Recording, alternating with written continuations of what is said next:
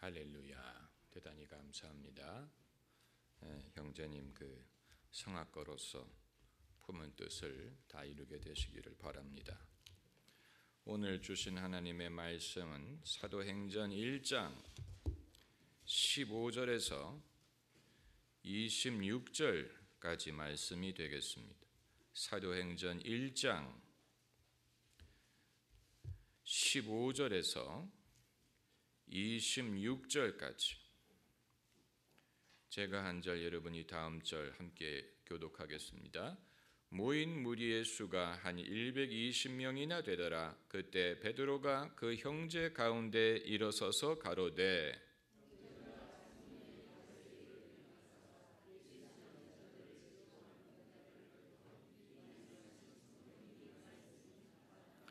이 사람이 본래 우리 수 가운데 참여하여 이 직무의 한 부분을 맡았던 자라.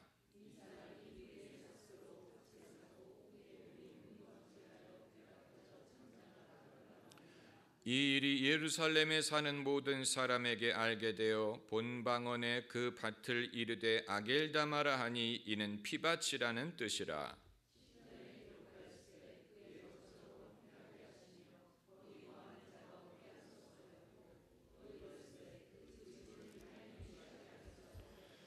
이러함으로 요한의 세례로부터 우리 가운데 올리어 가신 날까지 주 예수께서 우리 가운데 출입하실 때에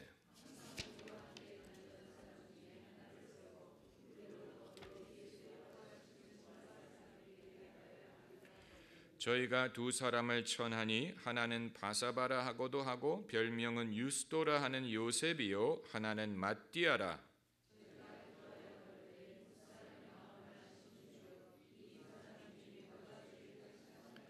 봉사와 및 사도의 직무를 대신할 자를 보이시옵소서. 유다는 이를 버리고 제 곳으로 갔나이다 하고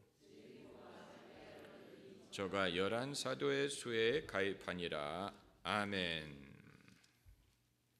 지난 금요일에는 준비했던 사도행전 강해를 보류하고 특별히 그날 주신 말씀을 전달을 했지만 오늘은 다시 사도행전 강해로 돌아옵니다. 그렇다고 제가 지난 금요일 날 설교 원고를 그냥 들고 올라온 것은 아닙니다. 어제의 만나를 오늘 먹을 수가 없지요. 설교를 준비하는 것은 목사에게 숙제를 하는 것과 같은 수고지만 이것은 불가피한 것이고 유익한 것입니다.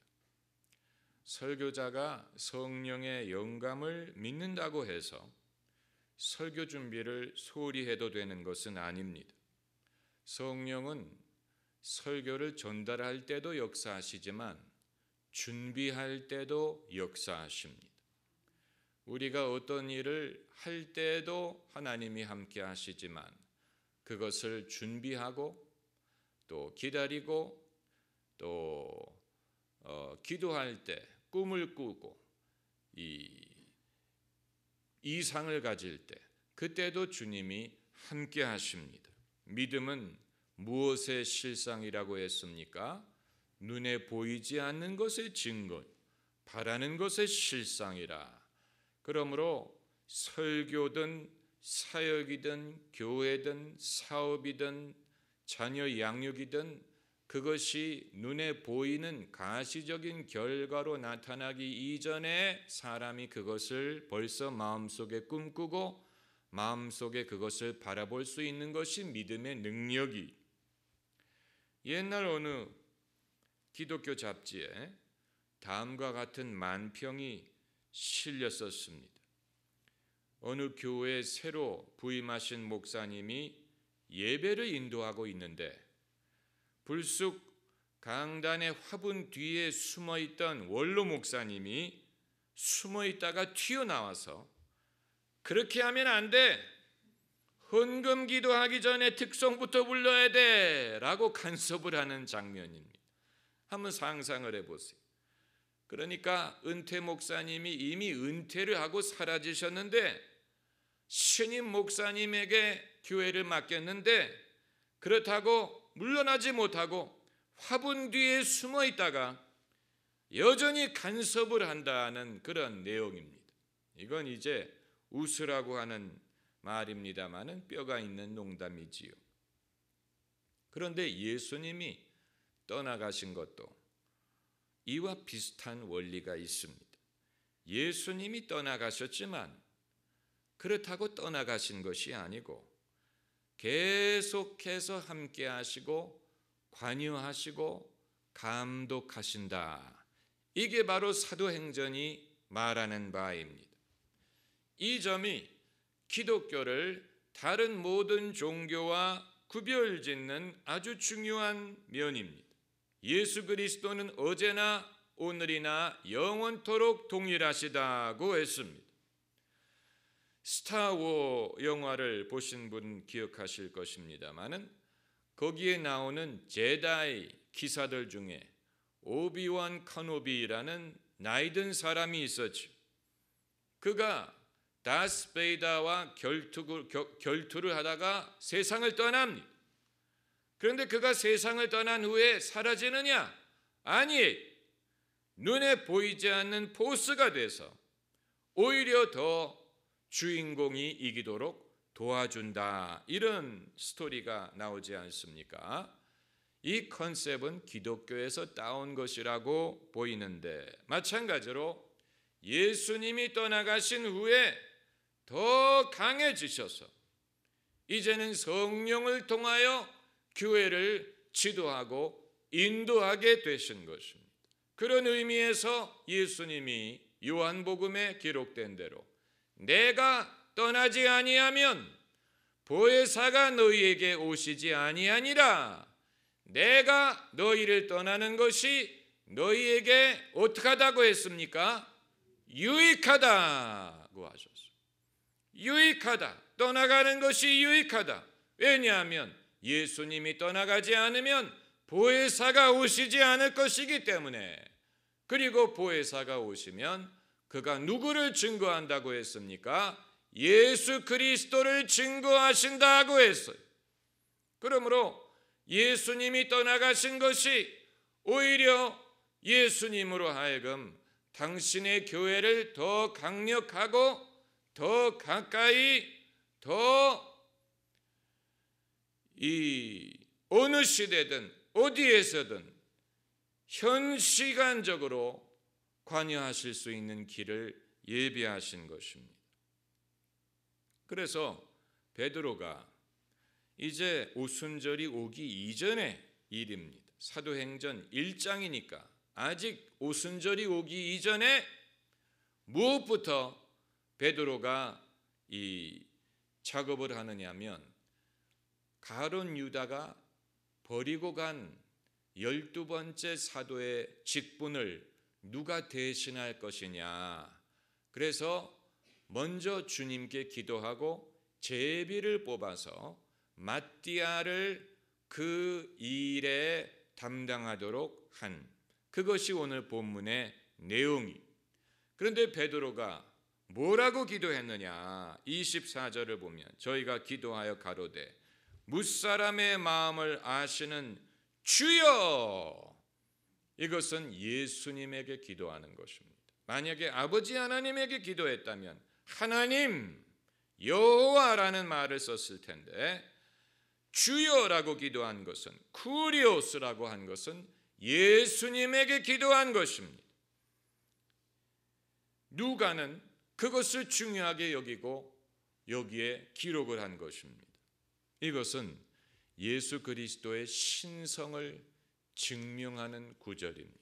사람이 하나님 이외에 어떤 존재에게도 기도할 수 없고 기도해서도 안 됩니다. 그런데 사도들이 예수 그리스도에게 기도했다는 말은 예수님의 하나님 되심을 증거하는 것입니다. 그 당시에 사도들이 벌써 삼위일체의 교리를 갖고 있었는지는 알 수 없지만 예수님의 하나님 되심을 알고 있었습니다.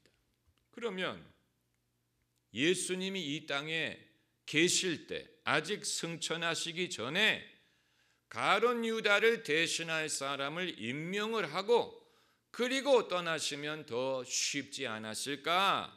왜 그 중요한 일을 예수님이 승천하신 후에야 다루게 하셨느냐? 그 대답은 상관이 없기 때문입니다. 그것이 중요한 것입니다. 예수님이 승천하신 후에도 승천하시기 이전처럼 여전히 당신의 교회를 감독하고 지도하십니다. 이것이 중요한 것입니다. 사도행전이 말하고자 하는 것 중에 하나가 바로 그것입니다.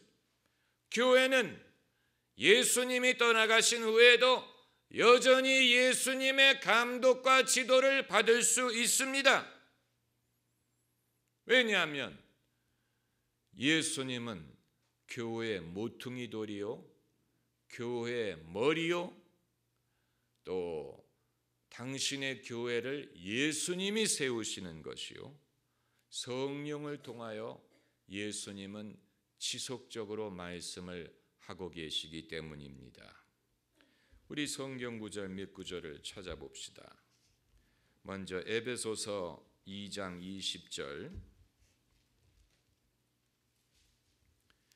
에베소서 2장 20절 함께 읽으십시다. 너희는 사도들과 선지자들의 터 위에 세우심을 입은 자라. 그리스도 예수께서 친히 모퉁이 돌이 되셨느니라. 예수 그리스도는 교회의 모퉁이 돌이다 라고 했습니다.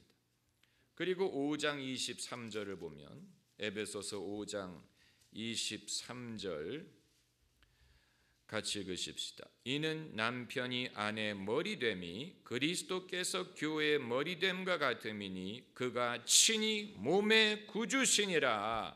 예수님은 교회의 머리요 교회의 구주심, 주인이라는 일, 주인. 그런 의미로 모든 교회는 주님의 교회입니다. 예수님의 교회. 그것뿐만이 아닙니다. 마태복음 16장 18절을 보면 마태복음 16장 18절은 예수님이 장차 어떤 일을 어떤 식으로 하실지를 말씀하신 아주 중요한 구절입니다. 마태복음 16장 18절 같이 읽겠습니다. 또 내가 내게 이르노니 너는 베드로라. 내가 이 반석 위에 내 교회를 세우리니 음부의 권세가 이기지 못하리라. 누구의 교회라고 했습니까? 내 교회라고 하셨어요. 예수께서 내가 이 반석 위에 내 교회를 세우리니 예수님이 세우시고 예수님의 교회고 음부의 권세가 이기지 못한다고 말씀하셨습니다. 그리고 요한계시록 2장 1절, 요한계시록 2장 1절 말씀 같이 읽겠습니다. 에베소 교회 사자에게 편지하기를 오른손에 7 별을 붙잡고 7 금촛대 사이에 다니시는 이가 가라사대. 누가 말씀하시느냐? 여기에서 오른손에 7 별을 붙잡고 7 금촛대 사이에 다니시는 분은 예수님, 영광을 받으신 예수님, 예수님이 지금 소아시아의 7 교회에게 말씀을 하시는데 예수께서는 승천하신 후에 당신의 교회를 세우시는 것뿐만이 아니고 교회를 지도하시고 교회에게 말씀하십니다. 누구를 통해서 말씀하시느냐? 바로 7절에 있는 대로 귀 있는 자는 성령이 교회들에게 하시는 말씀을 들을지어다. 1절에는 오른손에 7 별을 쥐고 7 금촛대 사이에 다니시는 이가 말씀하신다고 했는데 7절에는 성령이 교회에게 말씀하신다고 한 것을 보면 이 두 구절을 합치면 예수님은 성령을 통하여 당신의 교회에 여전히 말씀하고 감독하고 계시다는 얘기입니다. 여기까지는 이제 성경의 이론이고 현실과 어떻게 비교할 수 있느냐? 오늘날 대한민국의 교회가 과연 예수님의 감독을 받고 예수님의 뜻대로 진행되고 있다는 말이냐? 교회에 일어나는 모든 일들, 교회가 결정하는 일들, 교회 인사, 또 이런 모든 일들이 예수님의 감독과 지시에 의한 것이냐? 여기에 있어서 이제 만일 그렇다고 말을 하게 되면 그럼 예수님의 감독의 수준이 우리가 생각하는 것처럼 완벽하지 못하다는 얘기가 아니냐라고 생각을 할 수가 있고, 아니다라고 말을 한다면 그럼 예수님이 당신의 교회를 내버려 두셨다는 말이냐, 방치하셨다는 말이냐라는 말을 할 수가 있습니다. 이렇게 봐도 뭔가 의문이 생깁니다.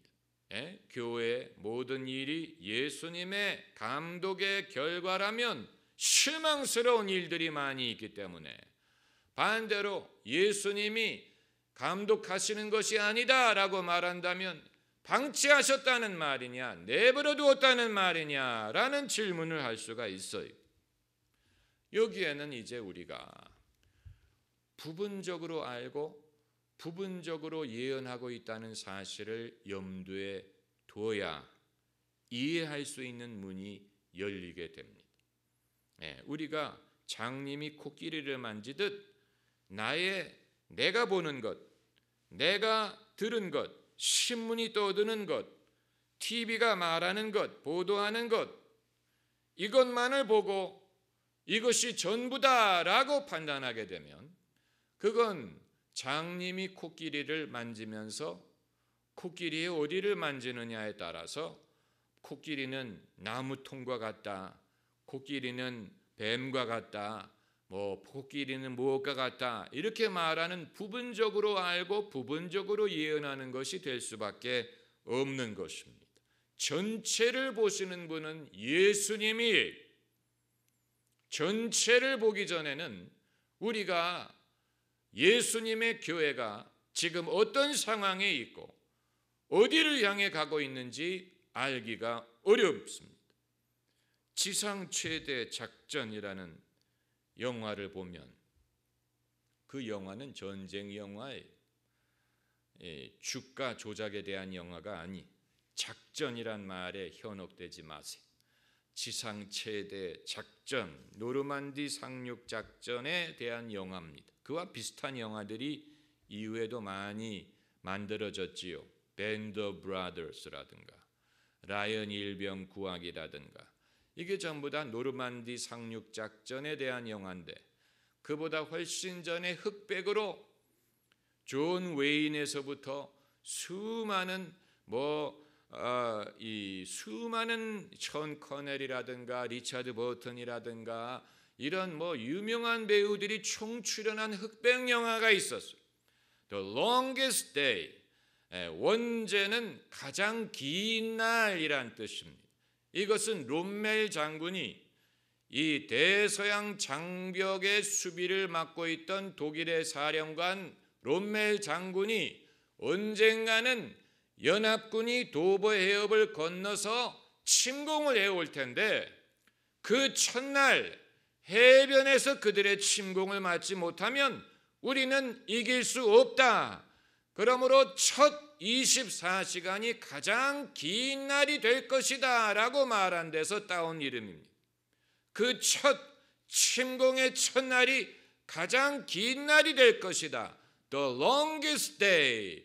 거기에서 제목을 따왔는데 그것을 번역하기가 어렵기 때문에 지상 최대 작전이라고 이 제목을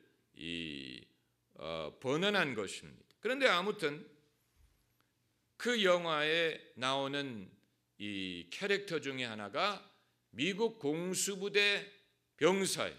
그런데 비행기에서 낙하를 했는데 병사들이 사방에 흩어지는 바람에 낙오가 됐어요. 자기 부대원을 찾지 못하고 낙오가 된 채로 첫날 밤을 맞게 되었습니다. 그래서 어느 농가에 숨어서 추락한 영국 파일럿과 함께 이 낙하산을 타고 이 피한 다른 영국 공군 조종사와 함께 농가에 숨어서 혼잣말을 하듯이 이런 말을 하는 장면이 있습니다. 누가 이겼을까? 이 친구는 궁금한 거예요. 왜냐하면 그 중요한 작전의 첫날이 지나갔는데 이 친구는 자기 부대로부터 헤어져서 낙오가 되고 전투라는 것을 겪어보지도 못하고 지금 농가에 숨어 있으면서 궁금하게 생각하는 것. 그 가장 긴 날이 이제 끝나가는데 누가 이겼을까? 결과가 어떻게 됐을지 본인은 모르기 때문에 I wonder who won? 누가 이겼을까? 이렇게 궁금하게 여기면서 영화가 끝이 납니다. 본인은 전투의 상황을 알 수가 없지요. 교회의 입장도 이와 같다는 한국의 개교, 개신교, 또 장로교, 서울에 있는 교회, 우리 교회 다 마찬가지. 우리는 우리가 지금 겪고 있는 것만을 알고 있기 때문에 전체 교회의 사정을 알 수가 없는 것입니다. 대한민국 교회의 사정을 알기도 어려운데 전 세계 예수님을 믿는 그 모든 교회가 지금 어떠한 상황에 있고 어떤 일이 벌어지고 있고 하나님이 어떤 일을 하고 계시고 그리고 우리가 앞으로 어디로 가게 될 것인지 장차 어떤 일이 일어나게 될 것인지 우리는 알 도리가 없어요. 우리가 이기고 있는지 지고 있는지 전진하고 있는지 후퇴하고 있는지 우리는 알 도리가 없는 것입니다. 그러나 당신의 교회를 인도하시고 감독하시는 예수님은 그것을 알고 계십니다. 예수님만이 알고 계십니다. 우리는 부분적으로만 알 뿐입니다. 그러므로 부분적인 안목을 가지고 섣부른 판단을 하면 안 됩니다. 오늘날 교회를 개혁하겠다고 나서는 사람들이 범할 수 있는 실수가 바로 그것입니다. 그들은 부분적인 것만을 보고 위기의식을 느끼고 큰일 났다. 교회가 망해간다. 이런 식으로 위기의식을 가지고 외치고 있지만 그들도 인정해야 할 것은 전체 교회의 모습을 그들도 알 도리가 없다는 것입니다. 그리고 안다고 생각하더라도 그것은 언론을 통해서 보고 듣는 것이지 자기가 직접 모든 교회를 가본 것도 아니고 또 세계 다른 곳에서 어떤 일들이 일어나는지를 손수 알고 있는 것도 아니에요.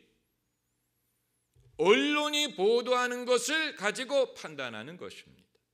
거기에는 엄청난 한계가 있습니다. 제가 성도님들에게 이 언론에 대해서 한 가지 우리가 유념해야 될 것은 언론에서 보도하는 것만을 가지고 현실을 알 수 없다는 사실이에요. 그 언론이 논조가 어떠하든 상관없어요. 이 연약한 인간이 취재하고 보도하는 것이기 때문에 그들이 놓치는 일도 많고 모르는 일도 많고 관심이 없는 일도 많고 언론을 통해서 우리가 현실을 다 알 수 있으리라고 생각하는 것 자체가 모순이. 그러므로 하나님의 지혜를 바라는 사람은 너무 하루 종일 TV 뉴스라든가 인터넷 뉴스만 보고 지내면 안 됩니다. 그 사람은 언론이 보도하는 것에 종이 돼버립니다. 그래서 오늘은 이런 문제가 있었대. 어저께 무슨 불이 났대. 우리나라가 지금 왜 이래. 불은 항상 납니다. 내가 몰랐던 것뿐이지. 다만 언론이 그것을 보도했기 때문에 요즘에 사고가 많이 나나 보다. 하루 종일 뉴스만을 보는 분들은 뉴스에 따라서 사람의 감정이 움직이고 위기감을 느끼고 두려워하고 우왕좌왕하고 부안해동하기가 쉬워. 그것은 바람직한 것이 아니에요. 그럴 시간이 있으면 내가 관심이 있는 것을 더 깊이 공부하고 내가 배우고 싶은 것을 더 깊이 공부하고 세상이 돌아가는 것을 판단할 수 있는 안목을 키우는 것이 차라리 더 낫습니다. 전체적으로 본다면 우리가 예수님의 안목을 통하여 이 세상의 모든 교회의 형편을 볼 수 있다면 한 가지 우리가 분명히 믿을 수 있는 것은 전체적으로 보면 예수님의 교회는 잘 되고 있다는 사실, 성장하고 있고 발전하고 있습니다. 어떻게 그것을 알 수 있느냐? 예수님이 말씀하셨기 때문에 볼지어다 세상 끝날까지 내가 항상 너희와 함께하리라. 세상 끝나는 날까지 예수님은 교회와 항상 함께하십니다. 음부의 권세가 이기지 못하리라 말씀하셨어요. 내가 내 교회를 세우리라고 말씀하셨어요. 만일 그게 아니고 목사들이 교회를 세우는 것이라면, 교단이 교회를 세우는 것이라면 교회는 문제가 생깁니다. 그러나 예수님이 당신의 교회를 세우시는 한 어떤 스캔들이 있고 어떤 문제가 있더라도 음부의 권세가 이기지 못합니다. 그걸 믿어야 됩니다. 사도신경에 우리의 믿음을 고백하는 많은 신조들이 나오는 가운데 성령을 믿사오며 거룩한 공회와 성도가 서로 교통하는 것을 믿사오며 라는 고백이 있지요. 그것은 교회에 대한 믿음의 고백. 우리가 하나님 아버지도 믿고 그 아들 예수 그리스도도 믿고 성령도 믿는 것뿐만이 아니고 거룩한 교회에 대한 믿음을 갖고 있습니다. 그러므로 예수님은 좋지만 교회는 좋지 않다라고 말하는 사람들은 그 믿음을 상실한 것입니다. 예수님을 이해하지 못하는 것입니다. 교회가 예수님의 몸이요 예수님의 신부라는 사실을 믿지 못하는 것입니다. 그렇지 않으면 어떻게 나는 예수님은 좋지만 교회는 싫다, 나는 예수님은 믿지만 교회는 안 다닌다라고 말할 수가 있다는 얘기입니까? 예수님이 좋다면 교회도 좋아야지. 예수님을 사랑한다면 예수님의 신부인 교회도 사랑해야 됩니다. 왜냐하면 예수님이 교회를 사랑하시기 때문에. 할렐루야. 남편들아, 그리스도께서 교회를 사랑하시는 것처럼 내 아내를 사랑하라 말씀하셨어요. 그리스도가 교회를 사랑하십니다. 그러므로 교회를 사랑하지 않는다고 말하는 사람은 예수님도 사랑하지 않는 것이죠. 특별히 교회 사역을 하려고 하는 사람은 예수님도 믿어야 되지만 교회에 대한 확실한 믿음을 갖고 있어야 됩니다. 교회의 역할, 교회의 미래, 교회의 승리에 대한 믿음을 가져야 교회의 사역을 감당할 수가 있습니다. 예수님은 당신의 교회에게 엄청난 자생력을 주셨어요. 자생력, 그 말은 교회가 생존할 수 있는 능력이란 말입니다. 교회가 생존하고 발전하기 위하여 많은 것이 필요한 게 아닙니다. 교회가 되고 발전하고 부흥하기 위해서는 두 가지만 있으면 됩니다. 하나님 말씀과 성령. 두 가지만 있으면 교회는 어디에 세워도 어느 시대 누가 하더라도 하나님의 말씀과 성령만 있으면 교회는 발전할 수 있고 부흥할 수 있고 성장할 수 있습니다. 교회는 어디다 갖다 심어도 잘 자라나는 나무와 같아요. 어떤 상황에도 적응하고 자생력이 있습니다. 그 이외에 다른 것을 필요로 하지 않습니다. 무슨 제도적인 기반을 필요로 한다든가, 무슨 어떤 법적인 정통성이 있어야 된다든가, 무슨 프랜차이즈를 받아야 된다든가, 무슨 재정적인 기반이 있어야 된다든가, 그런 게 아니에요. 하나님의 말씀과 성령만 있으면 누가 목회를 하든 어느 시대든 어디에 교회를 세우든 그 교회는 살아남을 수가 있고 성장하고 부흥할 수가 있습니다. 오늘날 대한민국 사람들이 왜 자식을 많이 안 낳는지 아시죠? 키우기가 힘들기 때문에. 육아, 교육, 돈이 많이 들어가는 힘이 많지요. 그런데 교회는 그렇지가 않아요. 교회는 낳기만 하면 스스로 잘 자라납니다. 낳지를 않아서 그렇지. 교회는 낳기만 하면 저절로 자라납니다. 교회를 낳은 목사가 거기에 있어야 되는 게 아니에요. 떠나가도 괜찮아요. 교회가 일단 낳으면 잘 자라요. 외국에 한국 사람들이 모여 사는 곳에 두세 사람만 한국 사람이 모이면 반드시 생기는 게 뭔지 아세요? 교회. 참 신기합니다. 미국이든 영국이든 코스타리카든 무슨 콜롬비아든 나이제리아든 사우디아라비아든 한국 사람이 두세 사람만 모이면 교회가 생겨요.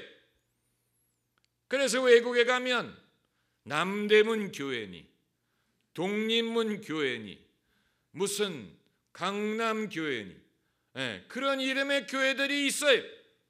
마치 몽골리아에 가면 좌석 버스 34번 버스가 여전히 운행하는 것처럼 그건 이 한국에서 신앙생활하던 사람들이 어디를 가도 그 믿음을 이어가서 거기에서 교회를 세우고 그 교회가 발전하고 그렇다는 얘기입니다. 놀라운 일.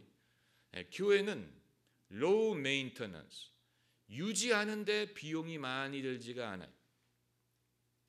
이 미국이 만든 대표적인 이 소총이 M16이지 않습니까? M16, M16. 미국이 만든 대표적인 소총.